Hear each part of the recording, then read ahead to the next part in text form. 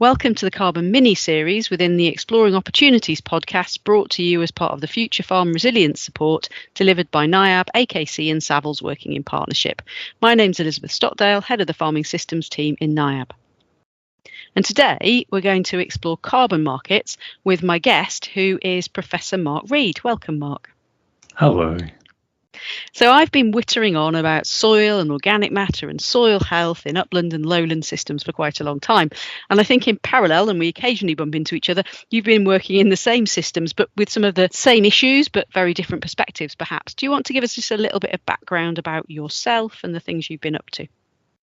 Yeah, thanks. So I'm a professor of rural entrepreneurship at Scotland's Rural College, based out of Edinburgh, where I co-lead a centre that looks at natural capital or ecosystem markets. I was one of the original architects of the Peatland Code, which is the UK's first carbon market that restores peat bogs. And I sit on its executive board. I'm also a research lead for the IUCN UK Peatland programme that owns the Peatland Code. We work closely with the Woodland Carbon Code, and I've been on teams that have been exploring the development of carbon markets for agricultural soil carbon, salt marsh carbon, and agroforestry carbon. But I'm also interested in markets for biodiversity, water quality, other things as well, as a collection of things that we might call nature-based solutions to climate change. Great. So the first question for me anyway is, why do we need a market for carbon? Yeah, so if you look back to why we created the Peatland Code originally, we've got a problem, which is A, climate change, B, biodiversity loss. And when you look at peat bogs, damaged peat bogs are a problem on both of those. Also a problem for water quality, perhaps flood risk, depending on where you are. And it is very expensive to fix these problems. How do you pay for that? Well, to an extent, we can pay for that through public subsidies. But if you can engage carbon markets as well, then that can not only supplement public funding, but potentially pay people more than they could get simply from those public subsidies. And that's important because that is paying farmers, or whoever the landowner is, a fair rate for that work and incentivizing them to actually do that work. So I guess it's about recognising that the carbon and the ecosystem services it delivers are actually a product just as much as the livestock or the grain that's produced on a farm. Yeah, exactly. And you can manage multiple outputs from the same piece of land. And I think that's what I like about the Peatland Codes, agricultural soil markets, for example, is that they take what's described as a land sharing approach, where you can continue to grow food and at the same time sequester and store or avoid emissions from that land. And you don't have to put that land aside simply for carbon. And of course, that's where things get a bit complicated and controversial, especially in the farming community when it comes to land being bought up, especially higher quality land, and then planted with trees, which is then an irreversible change in land use. Yeah, I mean, there definitely is a perception that some of those current systems of offsetting the idea that to Heathrow wants a runway, so what it does is buy lots of land and plant some trees, that's taking land out of production and actually is often being done without an awareness of the wider impact on local communities or biodiversity or even overall food security. Yeah, so I think we're getting wise to this. These are new markets and there are negative unintended consequences. The Scottish Government in particular has been leading the charge because the impact of land acquisition for forest carbon has been greatest in Scotland by far. And the Land Reform Act will contain a number of measures that will enable government to do that strategic thinking and ask, actually, are we happy with this land being sold for that change in land use at that scale in that location, or not, as the case may be? So public interest tests and the like. The British Standards Institute are creating a series of new standards that are designed to increase the integrity of carbon and other forms of ecosystem market. We'll maybe speak a bit more about that later, but one of the principles in these is that these markets should deliver community benefit. Quite how that happens is, of course, a question to be answered. I'm a volunteer member of my local development trust, and we're in the process of trying to create a community benefit fund to benefit from woodland and peatland and other carbon markets as they come online. And it's a very similar principle to wind farms, that there is compensation due to local communities, especially where there are no other tangible benefits coming from those kinds of projects. Mm-hmm. That's great. So should we do some of these terms that people bandy about if we're talking, like we might do in a little while, and then just make sure we define them and know what we're talking about. So a carbon credit, what's one of those? Yeah, so for every unit of carbon dioxide, or effectively carbon dioxide equivalent, that you remove from the atmosphere, or that you prevent going into the atmosphere, you get a carbon unit or a carbon credit. And depending on the nature of that, whether it's woodland or peatland, for example, the integrity of that, so UK units versus units in overseas countries where you can't really see what's going on in terms of the governance, for example, then people are willing to pay a different price per unit. Okay, so I guess that's where that other term verification comes in.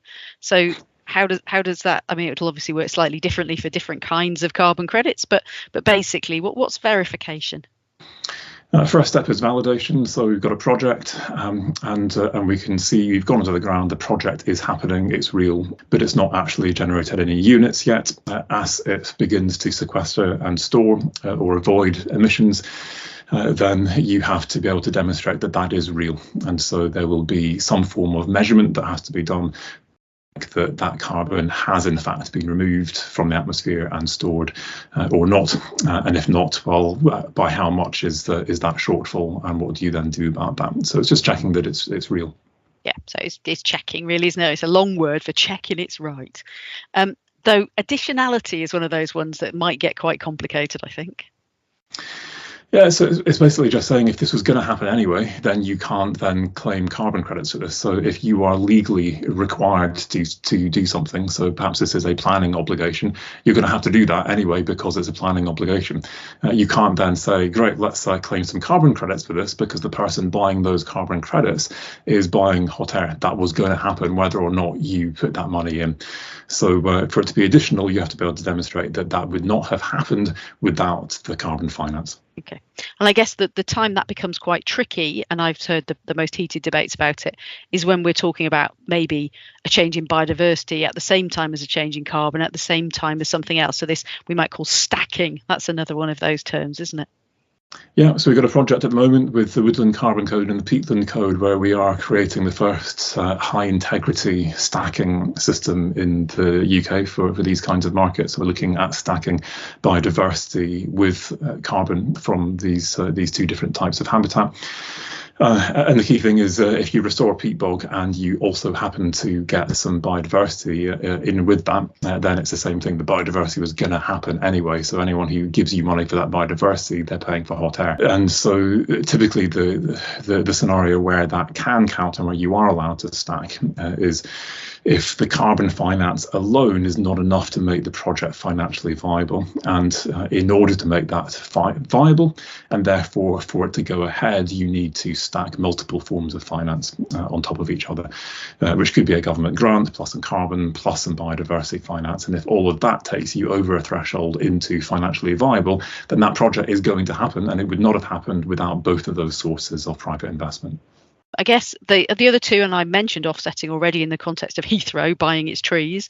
Not that I'm sure that actually happened before anyone has a go at me later.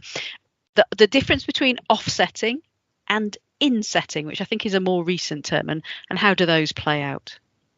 Yeah, so insetting is where a company decarbonizes its supply chain. So as a company, if I want to reach net zero, I need to look at my scope 1, 2 and 3 emissions. So what I do as a supermarket in store, my lighting solution, my fleet of vans, etc., all the way through to my suppliers, which includes my farmers, and what can I do to try and decarbonize what happens on farm, and whatever I can do on farm, I can then count as part of my scope 3 emissions towards that net zero target. And my view is that needs to be our priority. We decarbonise as far as possible, but if we haven't reached our net zero target, and we can't reach our net zero target simply by decarbonising what we're doing, then we can offset, which is now where we're investing in farms, for example, or other solutions outside our supply chain. So the current marketplace for all these things, I don't think it is quite still, and I don't know that this was ever the right term, but the Wild West. But the idea that it was uncontrolled and anybody could do whatever they liked, I think. You've already hinted, I think, that you can see regulation and structures coming now to help regulate those markets. What kind of things might we expect in the next 2 to 3 years? Yeah, so I think internationally there are good and bad players. The majority of the companies operating in the UK are in the good category, but there are some that I would not trust operating in the UK space as well. And so the problem is it just takes one or two cowboy outfits to then destroy trust in the market, and no market works if there's not trust. And so it is important that we weed those players out, and that we ensure that there is a consistently high integrity to these markets. And the way that we're proposing is a novel approach. I would argue world leading in the UK, and this is that the British Standards Institute, or BSI, have been commissioned and are working on behalf of all 4 UK governments, because this is, of course, a UK market, even if it's a devolved issue. But working to create a set of nature investment standards. That's what they're calling them. And these have a series of market principles at their heart that bring consistency to them. And now, once they are launched, and we'll be seeing some of these coming online potentially as early as next year. If you own a code such as the Woodland Carbon Code or the Peatland Code, if you have a company or scheme that is offering offsetting, or insetting for that matter, actually, and you want to get that BSI tick, which gives your customers that sense of security that you have something of high integrity, then you will have to submit all of your governance, measurements, reporting, verification methods, etc., to BSI for checking against a set of minimum requirements. And if you are above those minimum requirements, you get the BSI tick. If you're not, you get told what you need to do to increase your integrity. So, for example, a minimum number of years for a permanence period, a minimum number of additionality tests to make sure that these are real, permanent and additional benefits that you're buying. And I think for farmers, this is going to be quite important, landowners of any type, because it is really hard to know who to trust. It's a bewildering array of companies, especially in the soil carbon space, approaching farmers. How do you know who to trust? And I could give you a bunch of difficult questions to ask, and we can go there if you want. But I think for me, actually, the simplest thing is the BSI are going to ask those questions for you. And if you can wait until those BSI standards come out, then that is the safest way of doing this, is only working with BSI accredited companies, schemes and markets. Yeah, I guess that's in the same way as we might look at if we're bringing a plumber or an electrician into our house, that certification, it can be really important to give us assurance in that dealing. So if I'm now a farmer who is thinking, yeah, maybe I should be looking at this, what kind of things should I be doing now? Yeah, so I think the first thing is you need to look at the opportunity space on your farm, and different farms will have different opportunities. I'd be looking at woody biomass to start with, and so depending on the kind of land that you've got, it may be that you want to afforest some land and do that through the Woodland Carbon Code. More likely, you may want to plant hedgerows. There is a hedgerow carbon code, but coming down the line, an agroforestry code, which is anticipated will include hedgerows as part of the woodland carbon code as well. And so great, I can get some carbon for that woody biomass. Potentially silvopastoralism as well, so planting trees in pasture, getting a few other benefits alongside that. But then looking at the soil, what can I do to sequester and store carbon in the soil whilst maintaining production, but moving perhaps over to more regenerative techniques and such like. If I've got smuplins across the peatland codes, thinking about that. If I'm on the coast, it could be managed realignment. Salt marsh code is coming down the line. So, yeah, depending on the kind of land you've got, the opportunity space, the condition of your peat bog, for example, different opportunities. And then I guess the next step would be baselining. So especially if you're doing soil carbon, then having that baseline is a useful thing. You don't have to do that now.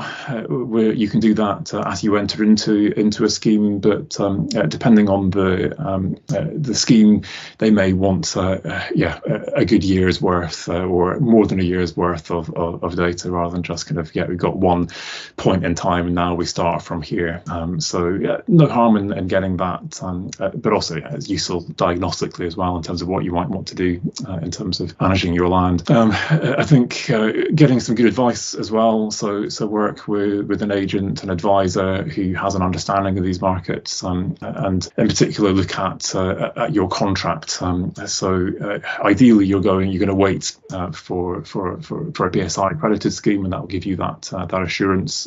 Many of these will have standard contracts. You're still going to want to get them checked out, but if you are going ahead of the BSI, then it's really important to make sure that you are looking very carefully at those contracts to make sure that you're happy. You mentioned Heathrow. Some people might be perfectly happy with that, others might not be, and so you can ask questions about who are the investors and who are they willing to sell that carbon to, for example. But for a lot of farmers, arable grassland, it's primarily going to be their suppliers that they're working with, and it's going to be insetting. That's where the majority of the action lies for most farmers. So I suspect then that a lot of farmers are going to hear about schemes like this actually through their supply chains, and it's going to be the purchasers or the manufacturers actually beyond the purchasers coming back down the chain to them to ask, is it possible? What's possible, and can they get involved? Yeah, absolutely. So it's more likely to be a processor, manufacturer than it is, say, a retailer. But so it's kind of the next link up the chain to you, typically, that will contact you. And it could be them doing this internally. It could be that they have hired a project developer, one of these companies, to do this on their behalf. In some cases, there is a financial incentive to this. So Nestle had a milk premium, for example, for a number of years if their farmers did certain things. It could be that they will give you money to invest in certain bits of kit or changes on farm. It could just be skills development, things like that. I think the fear is that as more companies set net zero targets, that they are going to simply require this as a condition of contract to get into your supply chain. You need to have a net zero plan, and you need to be on track, and you need to be delivering a certain amount of carbon. And of course, at that point, then there's no real benefit other than keeping a contract. And I think this is one of the reasons that I would always advise against jumping into an offset market and selling outside your supply chain, because the great thing is that in your supply chain, Nestle as the processing plant up the road from me can benefit and count that towards its net zero targets, but equally so can the supermarket that it sells it to. And so everyone along that supply chain can benefit from what I'm doing. But as soon as I sold that to a third party outside the supply chain, that is lost to everyone. And great, if the price is right, maybe consider that. But yeah, I'd always be aware that that could come back to bite you if in future people expect that as a condition of contract. Yeah, it definitely sounds like as a marketplace in which we're certainly saying seller beware at the moment, and also that line is if the price is right, and I think that's a really tricky one for someone to really process about what is the right price to act, thinking about the fact that we're tying up land and land use potentially for actually quite a lot of years. Yeah, so the Woodland Carbon Code and the Peatland Code have just introduced a transparent pricing mechanism. So that's quite nice. You can see now how much woodland and peatland carbon sell for, and that will be updated on a regular basis. You can track those prices. You're not going to be underselling. So it's worth thinking about that. There have been guarantees. So there was a woodland carbon guarantee. There have been proposals made in Scotland for something similar for peatlands. And my hunch is that we are likely to see more of these kinds of schemes coming down the road to us from governments who have targets that they want to meet, and who see the role that private investment can play, but also recognise that there are risks to farmers. And so in a guarantee mechanism, the great thing is that you get a guaranteed price for your carbon that you set that is going to get you a profit. And if the market crashes, you can exercise that guarantee. So you get that minimum price from the government guaranteed. But if the market rises, then you get to pocket the difference. And that kind of scheme, I think, can make quite a big difference to the risk going into these markets. That's really useful. Thank you. So a really great introduction, I think, but only really beginning to tickle the surface, as we might say, in the context of these markets, looking at them going forward. We'll make sure there are some resources and some links alongside the podcast, particularly to the woodland, peatland, and some of the materials emerging around the hedgerows and farmland code, and a number of other resources too. And if anyone wants to follow up any of the other threads, please do follow up on the measuring soil carbon or the just understanding carbon in soil links and so on in the other podcasts. But thank you very much for your time this afternoon. It's been a pleasure. Thank you.